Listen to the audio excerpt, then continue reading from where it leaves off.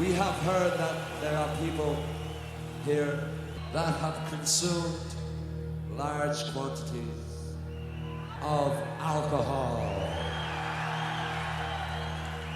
And on behalf of the management, this is frowned upon, as alcohol is dangerous. It has also been brought to our attention that there are those out there and on the stage that have indulged in sex. This is also frowned upon, as sex can damage your health. So for all those people in bad health, welcome.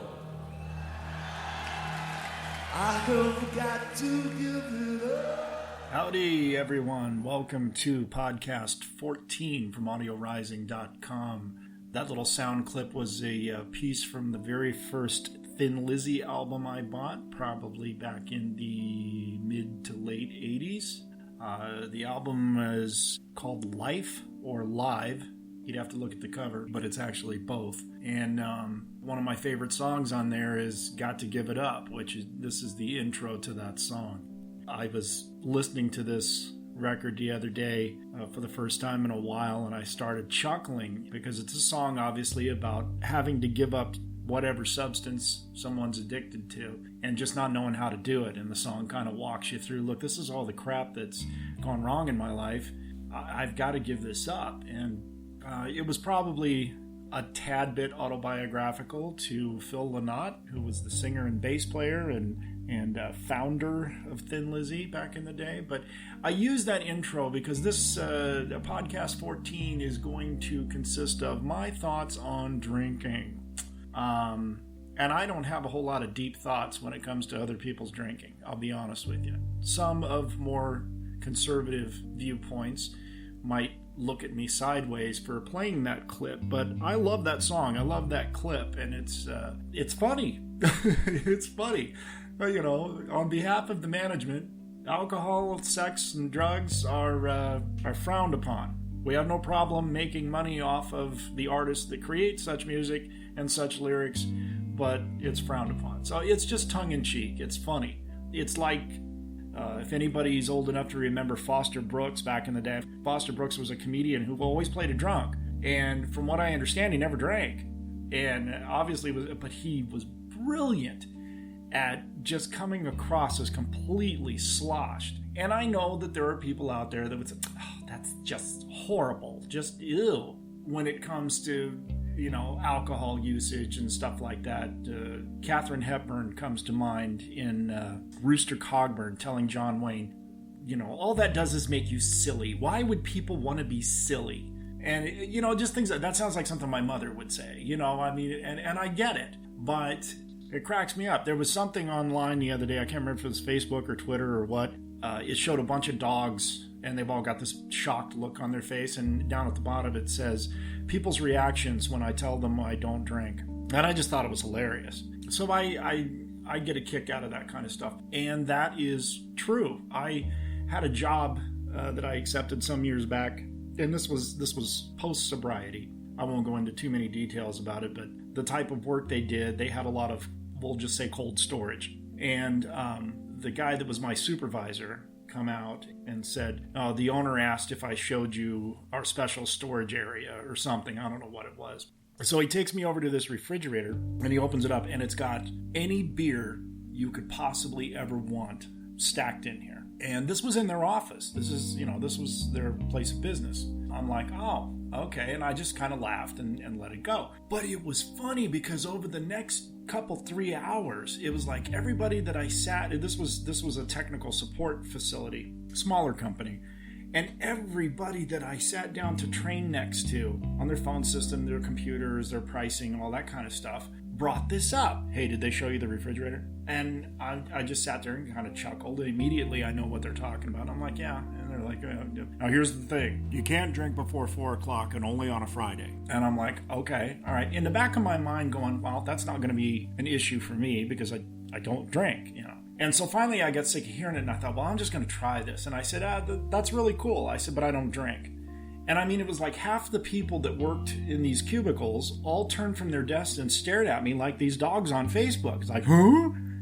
They just, it was like, what do you, and they look at you and they go, what do you mean you don't drink? That's like saying, I don't drive a car. I just fly to work, I mean, and then you have to explain what that means. It just kind of cracked me up, but it also, because I'm a codependent, because I'm a people pleaser, it made me feel a little uncomfortable. It did make me feel a little bit out of place. And so anyway, I came home, talked to the wife about it, and, and she's like, I don't know that is a good place for you to be. And I'm like, you know what? I got no problem telling these people come time to punch out, I'm going home. Y'all sit here and drink your full heads off if you want to. It doesn't bother me in the least. Which I guess it would have. But maybe I was oblivious to it. I don't know. And so anyway, my wife talked to a friend of mine, actually, whose husband has got more sober time than I have by far, but had a lot of struggles back in the day. And her response was, well, that's kind of weird. So my wife talked to me and she says, you know what, go talk to your sponsor about it. And so I did. And he said, why do you need alcohol at work? And I said, well, I don't. And he says, no. He says, I mean the company as a whole. Why do you need alcohol at work? Does that tell you something about their mindset? Does that tell you something about the company, whether it's high pressure or whether it's their value system or whatever? And the bottom line is, it doesn't matter why. Why is none of my business, because I have to give myself permission to say, that's just not for me. So he hit me with that question. He says, what does it tell you about the people that you're working for? And not in a judgmental way. It's just, here's where you are. Here's obviously where they're at. So I put that under my hat and I went to work the next day. And if I remember correctly, it was a Wednesday. And I didn't leave, I think, until 5, but some of the guys got off at 3, some at 4. 3 o'clock guys leave. And the other guys were there, and I came out of my boss's office, and I look over, and one of the guys is sitting there who's been there forever. And he's sitting there at 3 o'clock in the afternoon on a Wednesday with a beer sitting next to him. And the first thing that pops into my mind is, wow, that's not really a hard, fast rule about that whole Friday after 4 o'clock thing. Anyway, I guess it was kind of the last hour of your shift on a Friday, you can have a beer. A beer. Okay, well, this guy went through 2 of them between 3 and 3:30. And you know what that does. It's like, well, if they say I can have 1, I'm going to see if I can get away with having 2. So it was just kind of a weird situation. So after 3 days, I ended up just saying, this isn't for me. Thank you. I appreciate it. I didn't even bring up the beer thing. Didn't even make an issue of it and stand there and get on a soapbox and go, who do you think you are? I never once said to anyone, I'm a recovering alcoholic. I didn't go down that road. Thanks anyway, but it's just not for me, kind of a thing. And I guess all that is to say is I can be blind to what is good for me and what isn't in random situations or relative situations. I may not always have the best radar when it comes to places and people that I should be around and people that I shouldn't be around, especially in a work environment, because as I said a couple of podcasts ago, most guys are hardwired to, I need to work, I need to be at work, I need to earn money, I need to support my family. And it's just what we do. So I can be blind, I guess. And my sponsor told me later, he says, I think that was the best thing for you. I really don't think you need to be in an environment like that. Not that it's going to cause you to relapse, but you never know. And why put yourself into a position willingly where you have to worry about those kinds of things? You're not talking about going to a party and everybody else is drinking and you're standing there with a Pepsi in your hand. That's not what you're talking about. That's a one-off thing. It's not that. This is day-to-day work environment stuff where I'm spending a third of my life and putting myself in that position. Nobody thought it was a good idea, even though I was oblivious to it. And it got me to thinking, to this day, you cannot tell me, due to my own arrogance and my own denial, that I was ever in a position where I shouldn't have been driving. Now, I know there were constantly situations where I was on the verge of legally I shouldn't be driving. As I've said before, no tickets, no, not getting pulled over, no DUIs, no suspended license, nothing, no nudge by the judge to get sober. That never happened to me. That's why I say, people, it is not always necessary in addiction to hit your rock bottom. You can hit an emotional rock bottom, and it may not have anything to do with losing your job, losing your freedom, or losing your family. So we don't all have to go to that point. And we also need to get away from saying, well, that hasn't happened to me yet, so I guess I'm not an alcoholic addict. No, you can get away with stuff for a long, long time. Back to my point, and nobody got me off that point except myself. My own arrogance will tell me it was never that bad. It was never that bad.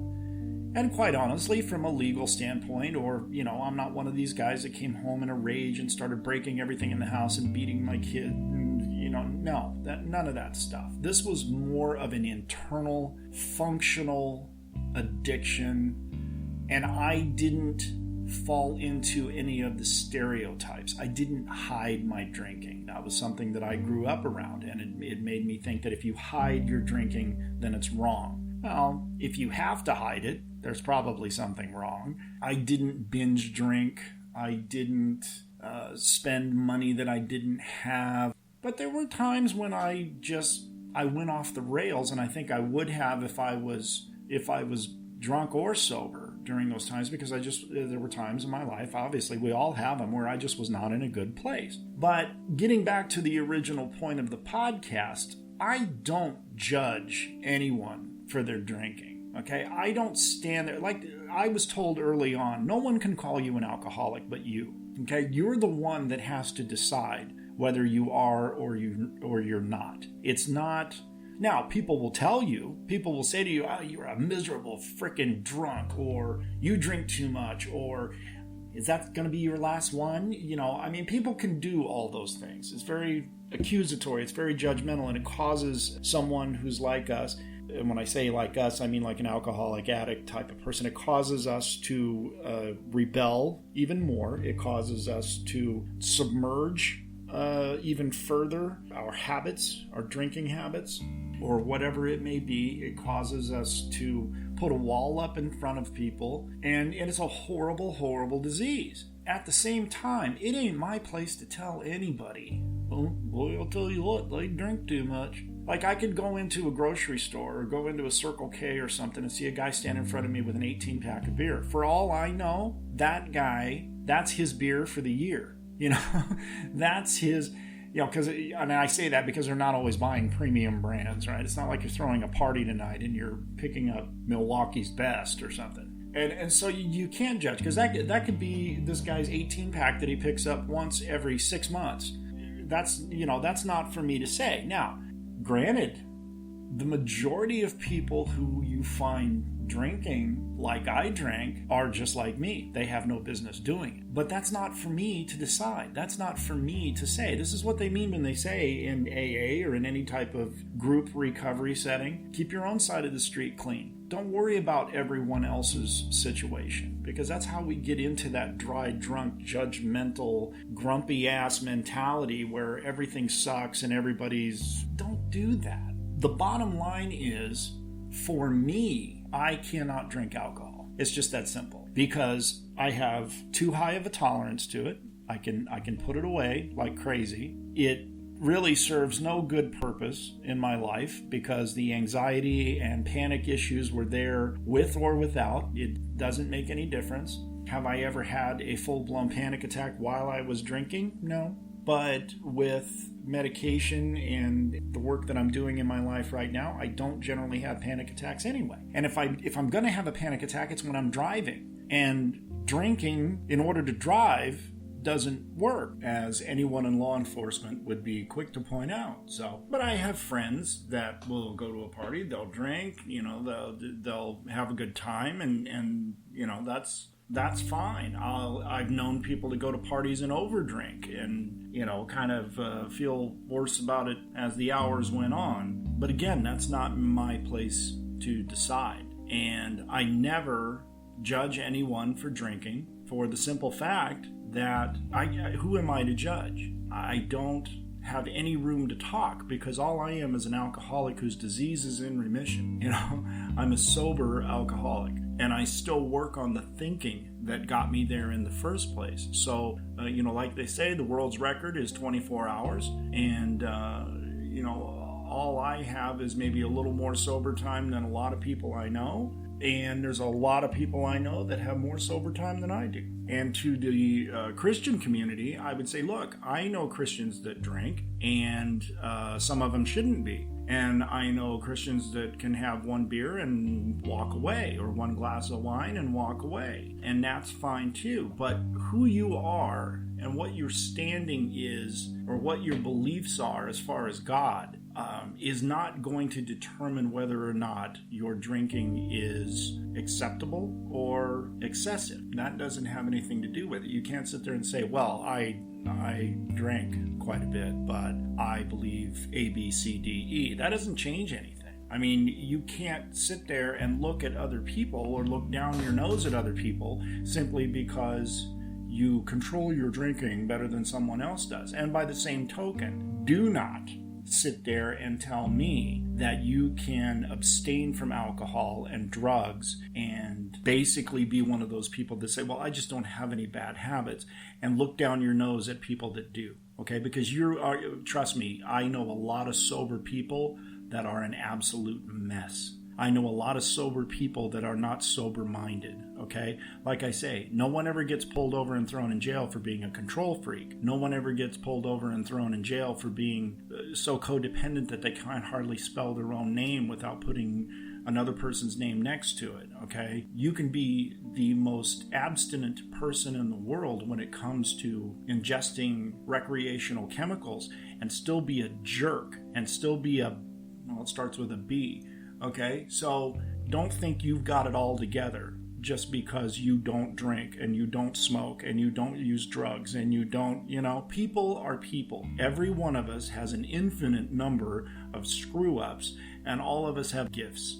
They're all in diverse combinations, okay? And there are no people that are better than. There are no people that are less than. You see a guy standing on the side of the road with a sign in his hand, he's got gifts that he could be using as well. At the same time, you can have someone who's more affluent and talks about how much he cares about people and yet treats his own kids like garbage. So that's not a road you want to go too far down. And all of that is just not standing in judgment of other people. Everyone has their junk. Everyone has stuff that they could do without. And it may be substance and it may not be. If it is substance, I guarantee there's more under the surface. If it's not substance, you may never have cause to look under the surface. I'm going to shut up for now. I want you guys to have a good week. I'll be back soon, whether you like it or not. I got to give it up, give it up, give it up. Hey, Johnny, play a little more for me. Intro and ending music by Thin Lizzy. The 1983 album, Life. Background music by Incompetech.com. This is a production of AudioRising.com 2016.